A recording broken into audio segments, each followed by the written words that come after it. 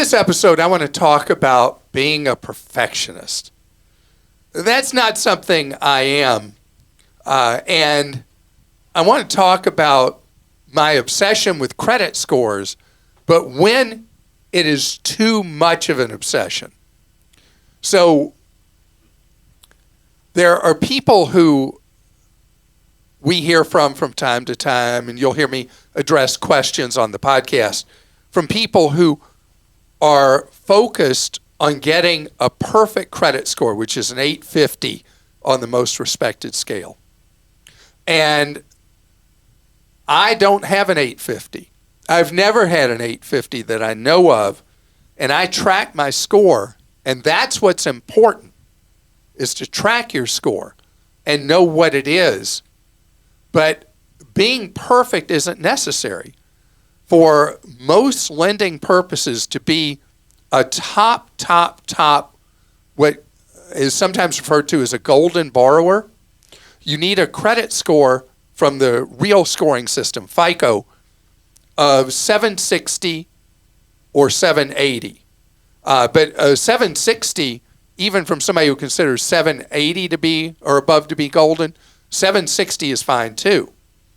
Now, my credit score on the Vantage system, which is doesn't seem to me as stable as the FICO system, goes up and down like a yo-yo, but within a range. Like right now, it's lower than I normally see it.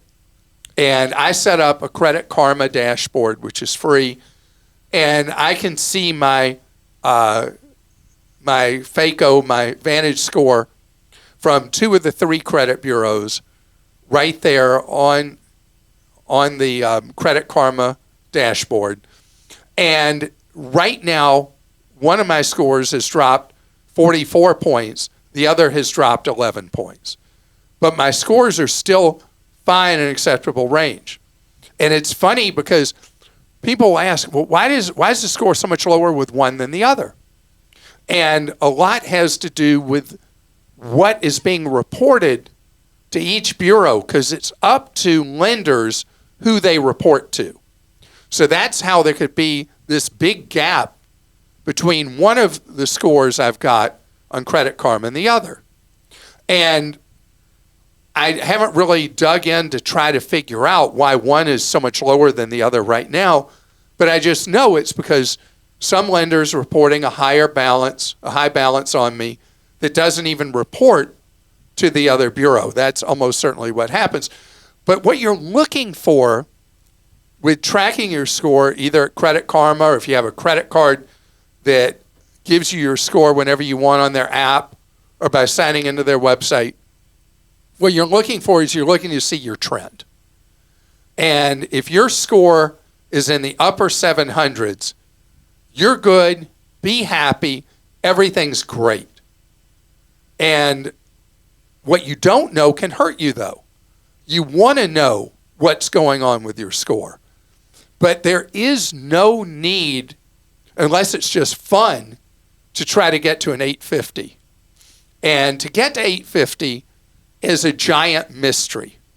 From what I've heard, you need to use somewhere around, believe it or not, 1% of your available credit to get to an 850. So if you have a credit card limit, let's just say of $100 on a card, you can't have charged on it more than $1. I mean, come on. So if you're over 800, really if you're above 760 on the real scoring method, which again is FICO, and a lot of the credit cards that give you a score, you'll be seeing their FICO score on you. You're good. You're fine, and be happy. On the other hand, if your score is way below that, you got work to do.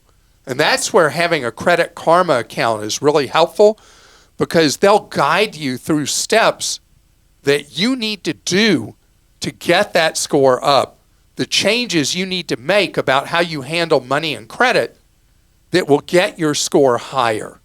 So don't want you obsessed like I am, but I do want you aware and continually aware of what your score is and what the direction of your score has been.